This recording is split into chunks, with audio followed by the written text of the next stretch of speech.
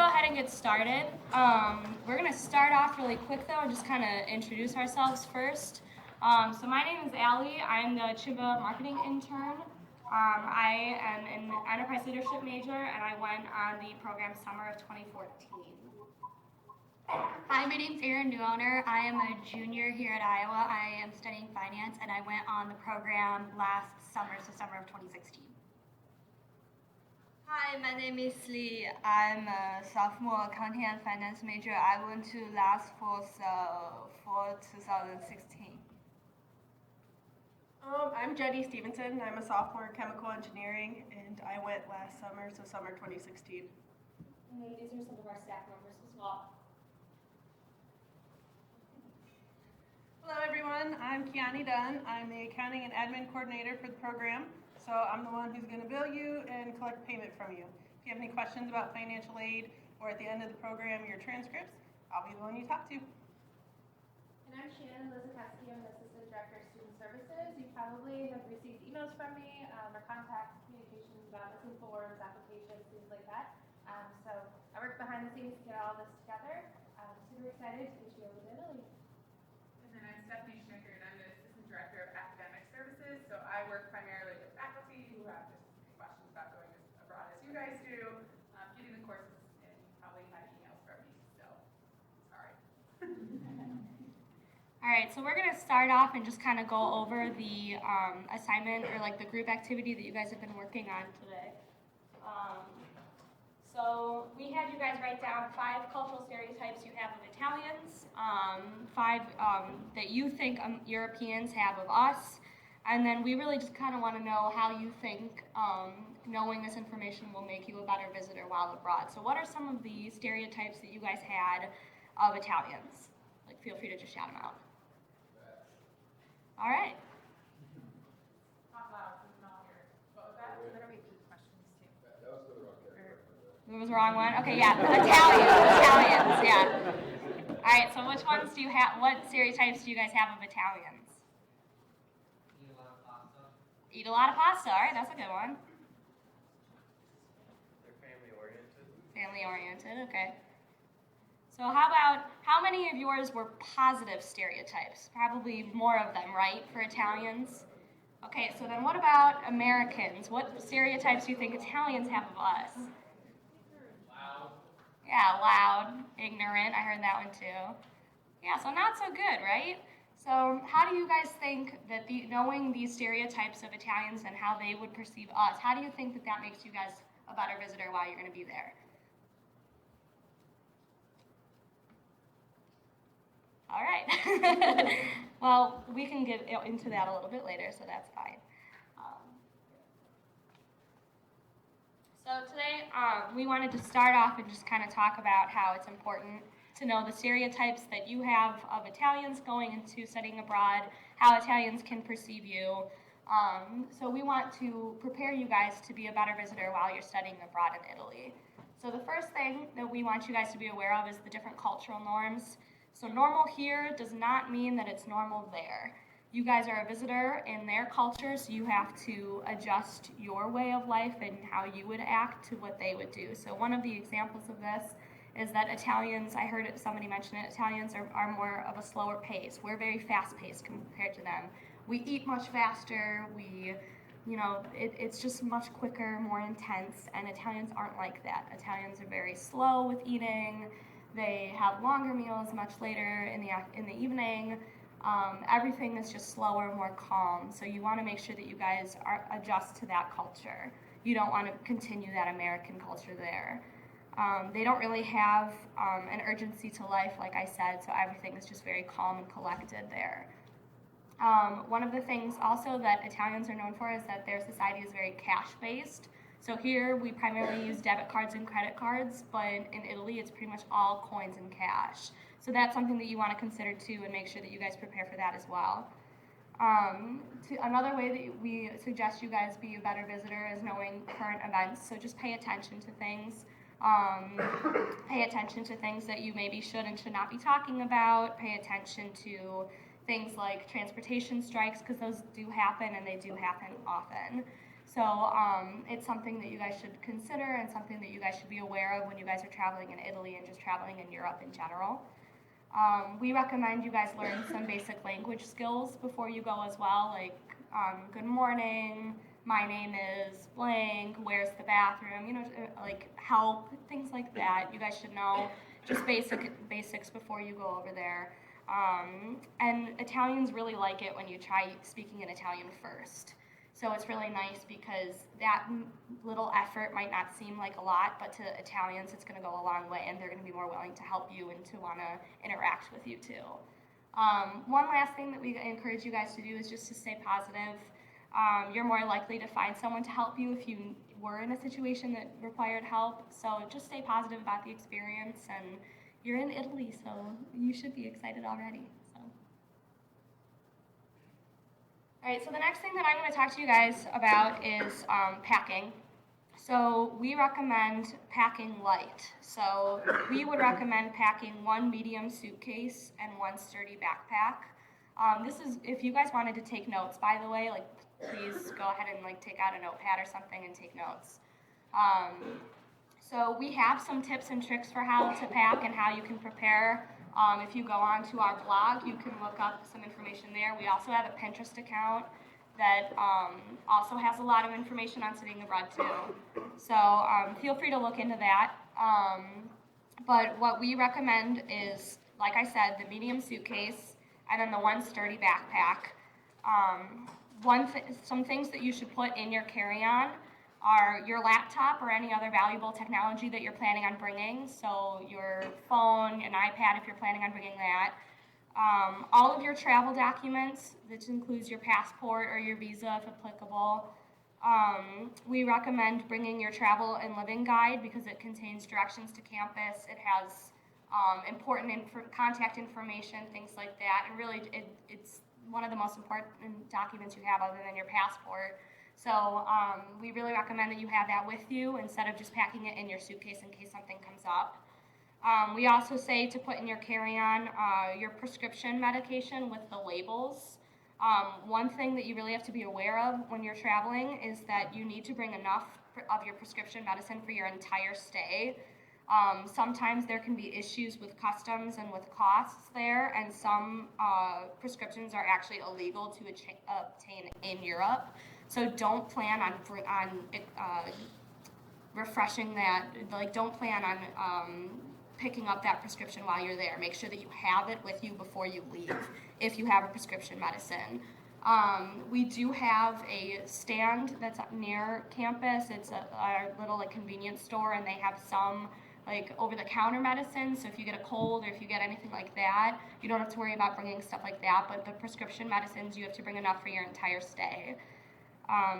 Another thing that's important about packing is that we do have laundry facilities on campus, so you don't have to be packing that many clothes. I'll go into it in the next slide, but one of the things that we advise you guys to do, it sounds really intimidating, but the best advice that we have is to lay out all of the things that you're planning on bringing and try and cut it in half. It sounds really intimidating, I know, but it's one of the best advice that we can give when it comes to packing because most people will overpack. So in terms of packing, we have this advice, and then I listed on here as well the different outfits that you're going to need to bring with you. So the advice that we have, like I said, is to lay out everything and try and cut it in half. Another thing that we advise you guys is that layers, you should try and pack things that can be worn more than once. Another thing, don't bring items that you will only wear once. It just kind of makes sense going along the lines of packing things that can be worn once. You want to wear layers. You don't want to wear things like wedges, for instance. They're really cute, but for the ladies, wedges are really, really cute, and they're fun for like the formal events that we'll be having, but they're really hard to walk on cobblestone streets if you're in wedges. So just kind of things like that that you want to keep in mind. You also want to pay attention to the weather when you're there. So you'll be in northern Italy, but that doesn't mean that you're limited to northern Italy in terms of where you're going to be traveling. So you might be traveling to southern Italy, and the weather's going to be pretty different there. So just keep that in mind when you guys are packing as well. Like I said, we have a laundry facility on campus, so you don't have to worry about packing a bunch. The clothes that we have on here, these are just kind of the typical things that you guys would need to bring with you. So we have casual outfits for campus, so pretty much what you guys are wearing now is going to be perfectly fine for campus. We do require that you bring one business formal outfit and closed-toed shoes. This is for the formal dinner and then also the different company tours that you guys will be going on. It could be like a sundress, it could be something that's just a little bit nicer than what you would wear to class. The closed-toed shoes especially, though, you have to keep in mind. We want you guys to wear clothes that will avoid putting a target on you, so to speak, so try and blend in.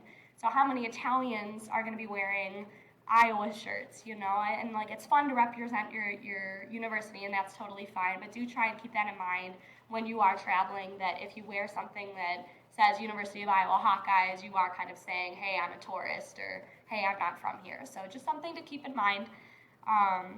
We do want you guys also to be paying attention to the different religious sites and churches, because those have some pretty specific requirements in terms of how you can dress. So your shoulders are supposed to be covered, your knees can't be showing, things like that. So if you're planning on going somewhere and it's hot out, bring like a shawl or a light jacket or something if your shoulders are not covered, just so then you can get into those sites. One last thing that I have for you guys is that you don't have to worry about bringing most of the school supplies with you. There are some things like a financial calculator that you might need depending on the classes that you guys take, but most of the school supplies we will either supply for you, like the books that you'll need for classes, or if they're engineers, you get some engineering paper when you're over there too. But pretty much everything can be bought while you're there, so that's not a problem. So you don't have to worry about including that in your suitcase either. The other thing that we think is really important to talk about is electronics. I want to talk about the difference between an adapter and a converter for Italy. So the electricity in Europe is at 220 volts, while the United States here is at 110. So make sure that any device that you guys bring is able to change to 220 volts. If it doesn't, then it means you need a converter. And if it does, then all you need is an adapter. The difference, kind of, so in case you guys don't know, an adapter just changes the shape of the plug, while the converter actually changes the voltage. Some devices need only one or the other. Some devices need both. So before you guys travel, really pay attention to your electronics that you're bringing and look into what kind of devices they're going to need while you go over there. One thing that I suggest to you guys, there are some items that you cannot bring with you no matter what, and they are the following: electric razors, plug-in clocks, flat irons, and hair dryers. No matter what, if you try and bring them from here, the voltage, even with a converter, it just doesn't work. So what we suggest you guys do is to buy them once you're there, because they'll work with the European voltage. So don't try it. We've had people try it before, and it blows out the electricity in the entire hostel that you're staying at, or the dorms when you guys are on campus. They're just things that don't work with the program. So like I said, if those are some things that you guys really plan on bringing, that's fine. Just don't bring them, buy them when you're there. Okay, so if you guys have any questions about that, I can answer that a little bit later. But that's really the primary thing when it comes to electronics. Keep in mind that you need to pay attention to if your devices need an adapter or if they need a converter, and that's really the biggest thing that you guys can take away from this slide. And Alex, when you guys are there, one of the first days, you'll be able to go to kind of like a Walmart type store, just in case you want to buy snacks or anything like that, and there'll be a hair dryer there. So 4 or 5 new girls, want to get together and put a hair dryer or things with razor. You guys can do that. And what was the other thing I was going to say? All right, so yeah, just to repeat that, one of the first days that you guys are there, you guys can go to the store and you guys can either, like a group of you can all chip in and share it, or, you're going to have access to getting one pretty soon on the trip. So once you get there, you'll be able to go and purchase something, so it's okay. That's what I was just saying. And there may be, if you guys get there early, there may be some leftovers from past students that are like, well, what am I going to do with a hair dryer from Europe? Let's take it home. So they left it there. So ask for that when you get in there, check in, and I have a box of stuff that people have left behind. Yeah, and the lost and found box that's at campus has a lot of stuff. It's not just going to be hair dryers and straighteners, things like that. Sometimes people will leave fans, like for the bedroom, or just other kinds of things like shampoo, conditioner, things like that. So I would definitely recommend going to the lost and found box when you first get to campus, seeing what's in there, and just kind of taking whatever you want that's in there first, and then you guys can go to the store and get whatever else you would need. All right. All right, I'm talking about money to you guys, and as Allie told you, it's a big cash and coin based economy. A lot of them, like mom and pop stores, which are a majority of what's in Italy, will only accept cash and coins. The only places that really accept credit cards are the more touristy places. So if you go to Florence, which a lot of you probably will, the Duomo is like the home base essentially of where all the activities in Florence happens, and like any of those touristy shops around there will take credit cards. But like when you get to campus, there's a little store across the street that honestly really only accepts cash and coins. So please be aware of that. So when you go to the ATM, make sure that you will withdraw enough cash for like a substantial amount of time because you will be charged an ATM fee. There is one on campus, and I highly recommend going earlier in the week than later in the week, because as it gets closer to when you go to travel, more and more people will withdraw cash from that ATM, and it will be emptied very quickly. So just keep that in mind. And another great idea is when you go over there is to exchange some money in the States before you go over, so you have them when you get to the airport in case you want like a snack or anything. If you convert like US dollars into euros while you're at the airport, there is a very hefty upcharge when you do it there. So to save money, just do it here, do it at your bank. The bank that I went to when I exchanged money here, there was actually no exchange. All that I had to pay was the exchange rate fee. I didn't have to pay any other fees for them to convert it over. And just a little helpful hint, the euro right now is €1 is equivalent to about $1.09 here. Just keep that in mind as you get closer. That does fluctuate from day to day. And if any of you have been watching the news, France is having a presidential election. So, like, if you looked within the past couple days, the euro has gravely reflected what's happening in France. So, just keep that in mind. That some days it will be cheaper than others, and just kind of play it by ear. If you think something big's going to be happening in Europe where the euro might spike, I advise you just exchanging your currency just maybe a little bit early so you get a better price exchange for that. Credit cards, again, you don't really use them.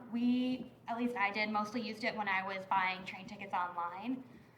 It's very quick and easy. Just make sure that you tell your banks and your credit card company that you will be abroad. And the way that I did it is I just called them and told them that I was going to be in Europe, because there are places, like if you take Ryanair is a large European flight that people take, and that's actually based out of Ireland. So if you state just to your credit card company that you're going to be within Italy, but the transaction for Ryanair actually wires through Ireland and then back, they might flag your credit card and halt all transactions, which is not the funnest. So just be aware that when you're telling these people where you're going to be traveling, don't make it too narrow, but don't make it too broad. Like I just said Europe and mainly in Italy, and they were fine with that, and nothing happened with my credit cards. Another helpful hint is, this is what I also did, is if you aren't comfortable with taking a travel card, ask your bank if they have travel debit cards, which is essentially like a big gift card, but it's licensed under like Visa or MasterCard, which are international credit card companies, and that is not linked to a bank account. So if it does get stolen for some reason, the people who took it cannot trace it back to any bank accounts or any of your personal information, unlike credit cards where they could kind of mess things up that way. For the bank accounts, if something were to happen, it's kind of a pain in the butt for you guys to call and have to during business hours and figure everything out if they close an account. It's happened plenty of times when I was abroad. So if you want, just maybe add a parent or a trusted friend onto your account so that they can call on your behalf and get everything straightened out. Yeah, and if any of you, I don't know if any of you have heard, but pickpocketing and credit card scamming, like in ATMs, are like a big thing in Europe. Not as much as it is here in the States. But if you are worried about any of that sort of safety, you can go to Amazon for really cheap and get like an RFID proof wallet or just like a credit card holder. Or if you get over there and you are experiencing problems with that, which I did and it was a horrible time, aluminum actually works and it will stop credit card scammers from trying to steal credit card information off of you. So if you don't want to go onto Amazon, aluminum foil actually works very well. For the typical budget travels for summer, if you budget, a budgeted is like 1,000 to about 1,500. Average is a 1,500 to 2,000, and lavish is 2,000. I spend around the average. If you do stay later after the summer program or after the semester program, you probably will be spending a little bit more just because you are traveling more after the normal travel days. A way to like save money is how I did it was I just traveled within Italy and I just took trains everywhere, which I wish the United States had trains because they're an amazing thing. It's so easy and so convenient, but if you don't want to fly, training is a great way to get around Europe. For a semester, budgeted is 2,000 to 3,000, average is 3,000 to 4,000, and then lavish is 4,000 plus. So do you guys have any questions about money? All right, thank you.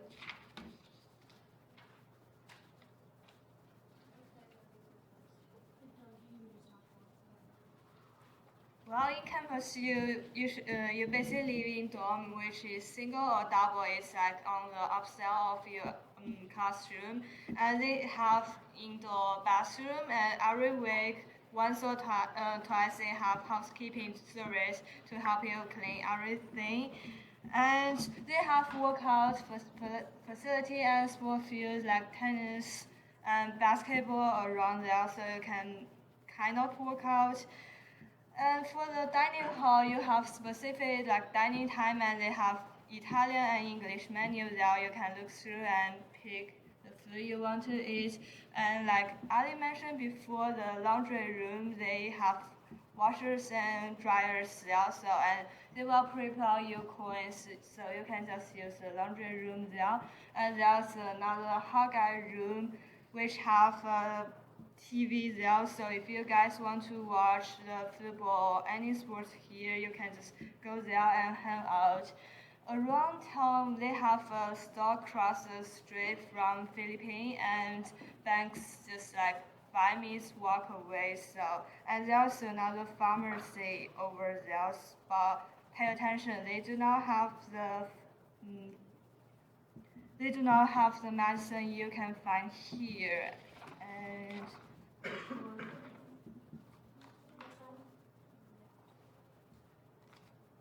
And the most exciting part is the traveling part. For semester, you will have a 10-day travel break and 2 4-days weekend, and you will have at least 25 days travel, and you can have like around 1 week before or after the program. And for summer, you will have two travel weekends and the time before or after the program. And you need to pay attention. You guys go to there, but without traveling visa, so you need to stay in Schengen area, but no more than 90 days. And some places in Europe, they do not belong to Schengen area, like UK and Ireland.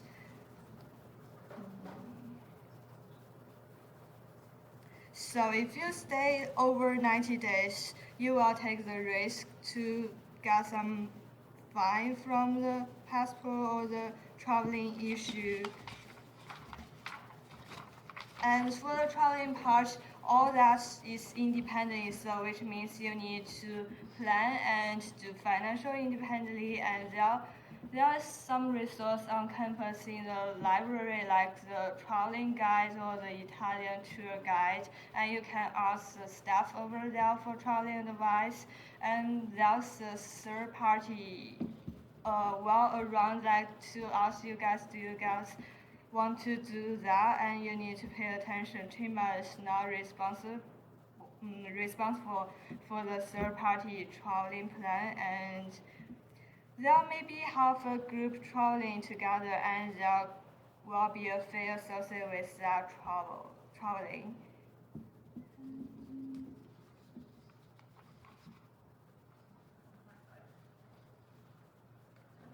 talk about the fun stuff.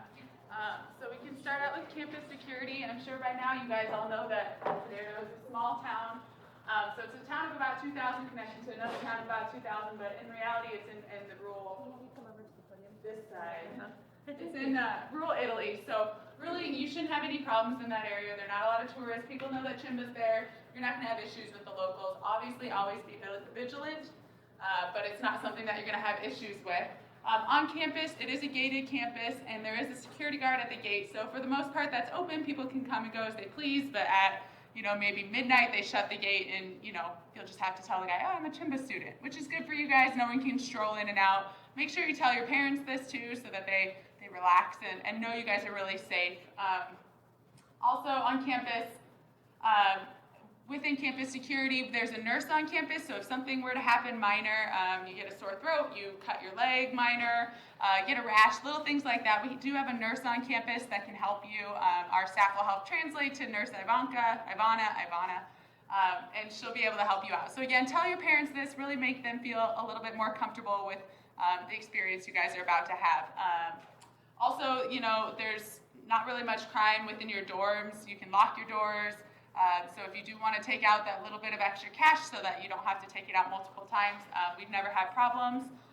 Don't be the group that has problems. Don't be the problem. Crime in Italy and Europe, it's a much different situation than it is here. There is crime, but mostly it's theft and pickpockets, things like that. And it's often targeted toward tourists, as we've kind of mentioned. You guys are coming in with your cameras and all this money and your credit cards, and you're looking up and you're not paying attention. So you're pretty easy targets. So just the things to do to pay attention to that, like she said, don't be wearing your University of Iowa stuff. Don't be, acting like those really obnoxious Americans. People will be able to point that out. And then just be vigilant. If you're on a train, or a subway and it's really crowded, it would be easy for someone that's kind of riding the subway with you to just kind of put their hand, in your bag and grab whatever you have and then get off on the next stop. Or if there's a big commotion in a main square and there seems to be a few people kind of causing the commotion, it might be a ruse for a pickpocket. And so they might be trying to distract someone so that they can take the purse or do something like that. So just being vigilant, traveling in groups, kind of watching out for each other. It's really, it sounds scary, but it's really not that bad. Just keep your eyes peeled. One thing I would say for guys, don't put your wallets in your back pocket. If you can, put it in your front pocket. It's a lot easier to get in back here, and you're going to feel it up here. For girls, there's a couple different things you can do. If you're going to do a crossbody purse, make sure it's a little bit wider. And then when you're in a group setting, pull that purse up to the front of you. Then you can keep your hand on it. You can keep your hand on the zipper. If it's a wide strap, no one can just kind of razor and run. If you're doing I always like to have just the short straps that goes under my arms, and then I can kind of grip my arm on it and hold it right here if I'm in a busy place where I feel like someone might be coming to, someone could put their hand in. And if you're on a backpack, again, be vigilant. If you're on a really tight metro, if you feel uncomfortable, maybe turn it around to the front. And then don't carry all your valuables in one place. So, I don't know if this is a different point, but I'm going with it. So you have your purse, so don't put all the money, the 500 euro you took out for the trip, plus your camera, plus your passport, plus everything. Mix it up, maybe put some of it in your pocket. I would highly recommend a money belt. I still wear one sometimes when I go different places, just because it's a good way to keep kind of the majority of your valuables kind of under your clothes. They can either rest around your neck or they can go kind of right here under your clothes. You don't even notice it. Girls, you'll still look cute. You'll be fine. And so then you can keep, just what you might need for the next couple hours, 20, 40 euro, and then keep your passport and all your other stuff kind of in a place that's a little bit more secure. Does anyone have questions on that? Because it's kind of important. Kind of can ruin a trip if something happens. No? Everyone's good? All right, good. Safety tips, what were we going over with safety tips? Just traveling with, with a group of people. Ladies do, and men, but especially ladies, definitely don't be walking by yourselves. Keep your head about you. This goes with the alcohol and drugs as well. If you're getting completely blackout drunk and then trying to meander your way to hostels, you're a target, and you don't know what's going on. You're not as vigilant anymore. So keep your head about you, especially when you're traveling in other cities. Have fun, but always know where you're going. I would definitely, when you go to a hostel, get a little card with the address. So if you're having trouble finding your way home, you can point on it. Oh, this is where I need to go. You can give that to a taxi driver, so you don't have to be like, I actually don't know where I'm going. So those are a couple of things. Being safe. Down to the alcohol and drugs, you guys need to be vigilant of the laws in other countries. They are not the same as they are here, so what you might get away with, what you might be able to do here could be different there. In reality, there's nothing we can do if you were in trouble with the law, so definitely be vigilant on kind of what's going on in the places that you're traveling to and be respectful of their customs. Local laws and regulations, and then the ugly American stereotype, that's going to be your best way to prevent anything from happening to you is not be the really gross, obnoxious tourist, yelling and screaming. A lot of times this comes up with alcohol. Americans go over there and they're having this big, massive study abroad holiday, so they're like, let's just drink shots all the time. And, Italians have been drinking wine for since they were 14 or since they were 12, and so they know how to handle themselves. They go a lot slower, and so just keep that in mind. I know you guys want to have fun, but really do it in a respectful, in a safe way, and keep your eyes out for each other as well. Does anyone have any questions? Last thing I was going to mention about that, I guess, with health. Do we talk about insurance? Sure, go for it. Oh, okay. Everyone is covered under University of Iowa study abroad travel insurance, so that's kind of a comprehensive medical insurance as well as kind of a travel insurance with repatriation, evacuation, those kind of things. You should be receiving an email if you haven't already. I would recommend just having that printed off. It'll have a policy form and kind of what's covered, so you know. FYI, paragliding is not covered, so if you guys are thinking about going paragliding, you better have insurance at home just on the off chance. So, any questions? All right. Two more things that I'd like to point out also. We do have a 24-hour CIMBA emergency phone number if anything does happen. That is going to be listed in the travel and living guide. So another reason why you guys should have that with you at all times, or put it in your phone before you leave, something like that, so that you can contact us if an emergency were to arise.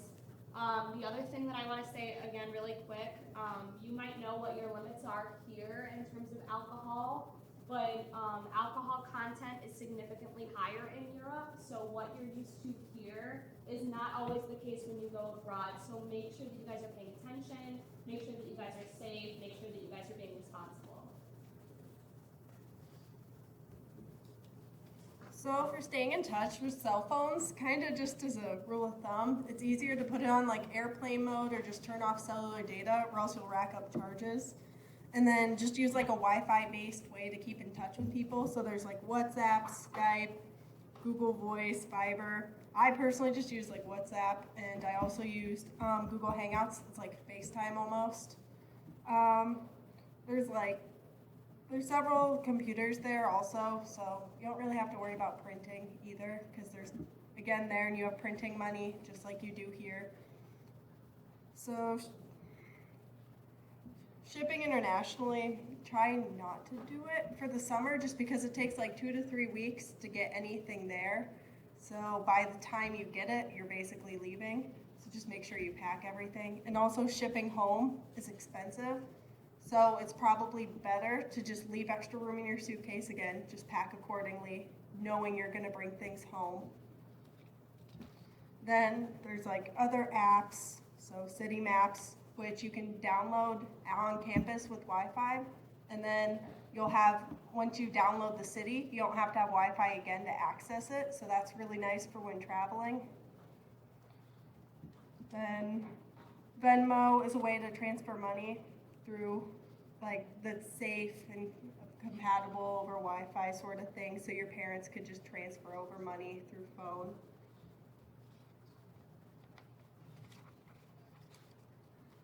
Any questions about apps or anything?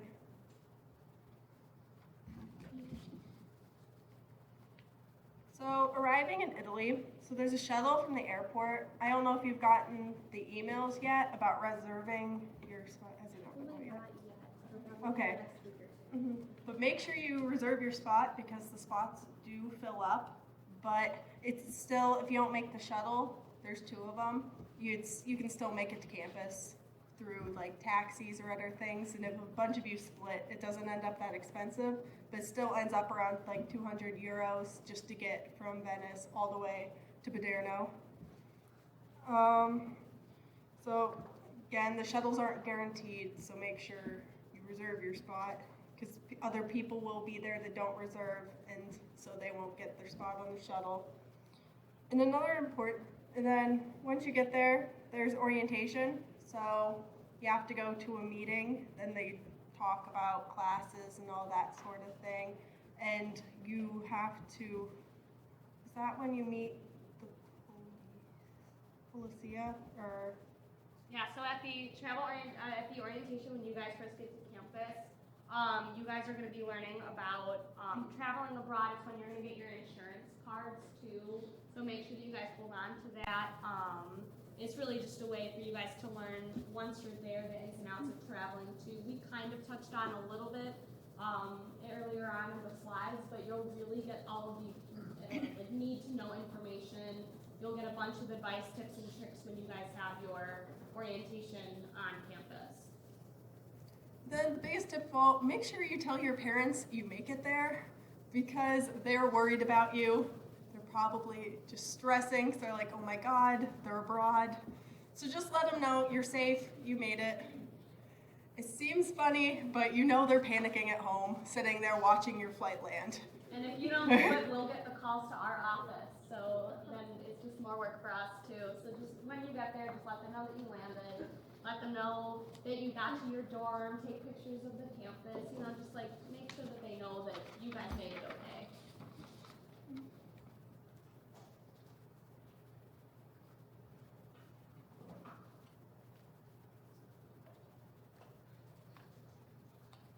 Okay, so these are just some of the common questions that we get about traveling, about staying abroad, things like that. So the first one that we have is, should I get a Euro-Rail pass? Basically, we don't recommend the Euro-Rail pass just because it's kind of limiting in a sense, just because we're only there for a short amount of time, and we know more about it. Yeah, so the Euro-Rail pass, basically what it is it allows you to travel between a bunch of different cities, but the cities that go through the pass are already predetermined. And so it just doesn't make sense with when you guys are going to be traveling and where you guys travel. In a sense, it almost limits how you can travel to places. So overall, we really just don't recommend that you get one, especially because so many people are making decisions last minute on where they want to travel. And like I said, the Euro-Rail pass, it kind of limits the different places that you can go. The second question, where can I travel? Honestly, you can travel anywhere within your budget and within the time constraints that you have. Like I said earlier, I personally just traveled within Italy itself because I couldn't justify leaving a country I didn't know much about. And so while I was there, I went to Venice, Rome, Florence, Verona, Bologna, a couple of small towns that you will go on field trips with your classes. So we went to a couple of small towns that were near Paderno, and that's pretty much where all I traveled. I know I went more places, but it was fun. Yeah, it's open to you guys. Like we said earlier, it's 100% independent. You guys can decide where you want to go, what you want to see, who you want to go with, all of it. So we really don't have any limitations. It's just you have to be back, obviously, in time for classes. And then, obviously, if there are any travel issues that come up, we will be alerting you guys as well. So, like, if there's a transportation strike or something like that, and we feel that you guys need to know that information, then we will share that with you so you guys can plan accordingly. Okay, so one of the other questions that we get a lot are, how are the budget airlines? So something like Ryanair. I can take this one. So Ryanair is one of the examples of a budget airline. It's a great resource. Everything is super cheap, but you just have to keep in mind that with those come pretty strict requirements for flying. So for example, one of the things that Ryanair is pretty picky about are the dimensions of your bag. So if the bag is even a little bit past the dimensions, they will not let you fly. They will be very, very picky about that. So you're paying for what you get kind of a situation, you know, it's gonna be much cheaper and you don't get as many nice amenities like you would get on like a American Airlines flight or like Southwest, something like that. But you just have to keep that in mind. They are a great way to save money though. So just be aware of especially the bag dimensions, and then kind of going along with finances too. Aaron touched it earlier too, but that one is based in Ireland. So when you make a purchase of a flight through Ryanair, it's gonna show up as a purchase in Ireland. So it's just another reason that you guys need to make sure that you're traveling and you tell your bank that you're gonna be in Europe, not just Italy. Okay, so another question that we get are, what are the hostels like? I mean, the name hostel makes them sound bad, but they really aren't that bad. They're just cheaper places for younger people to stay. They're usually, obviously they're less expensive than like hotels and stuff, but usually it's the same amenities. Occasionally I was in one where it was like bunk style, so I was with 2 other people I didn't know, but it's just the way it is. But I've been in other ones where we have all the beds and just all people I know. Just hit and miss. Just make sure you read the reviews. TripAdvisor usually has good reviews on all the hostels, so as long as you check the reviews, you should be good. And also Airbnb is another thing that's big now, and so a lot of people are using that. But again, just TripAdvisor. Yeah, Hostel World is another good one too. That's where I booked all of mine personally when I went. They're really honest reviews, you know, obviously because they're people who are going through the same experience. Excuse me. And then the only other question really that we get a lot is, what travel books do we recommend? We have a lot of books actually, like hard copy books in the library on the CIMBA campus. So if you guys wanted to read get some more information on traveling, you guys have that resource for you when you guys are abroad. But some of the things that we recommend just to begin with, obviously any kind of reviews that are on TripAdvisor are going to be great. We also have some, we recommend listening to Rick Steves' podcast or reading like his blogs, because he's all about seeing Europe like a local and doing it on a budget. So Rick Steves is a great resource. Lonely Planet is another one. They're all about budgeted traveling too. Like I said, TripAdvisor, Virtual Tourist. There's really so many resources that you guys have in terms of learning about how you can travel and how you can travel efficiently and how you can afford it better. So if you guys look, you will find some resources. But like I said, we have some that are available to you on campus.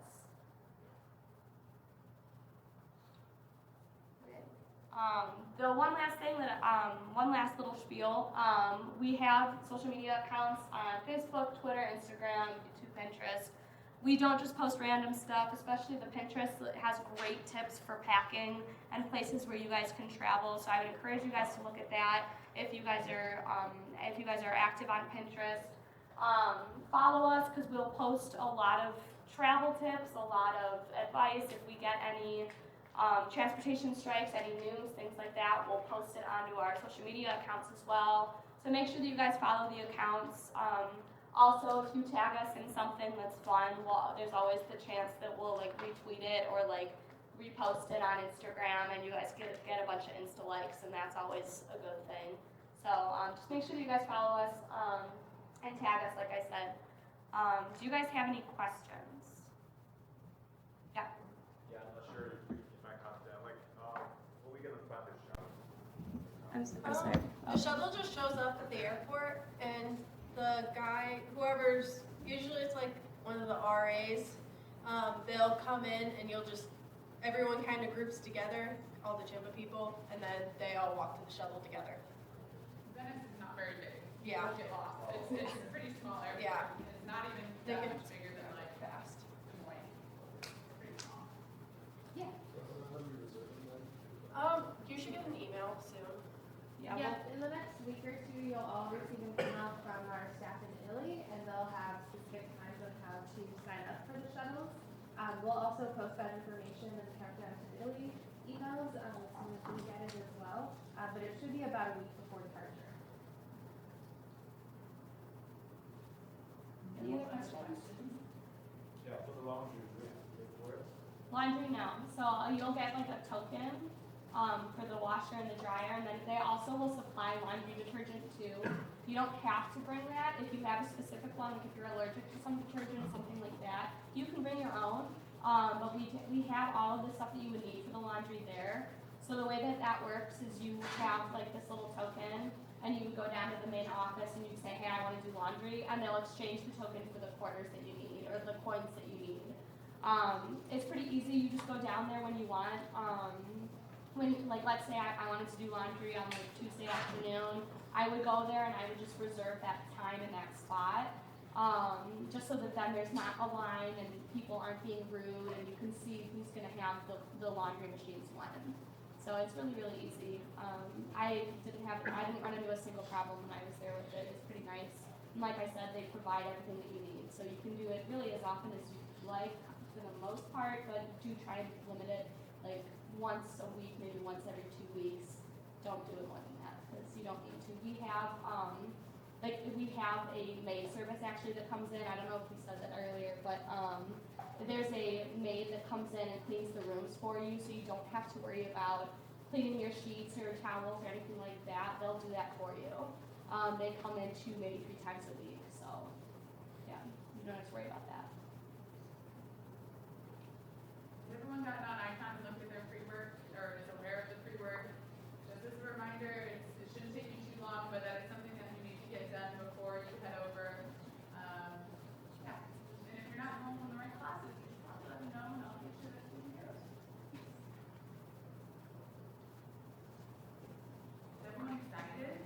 Yeah. At a minimum? Okay.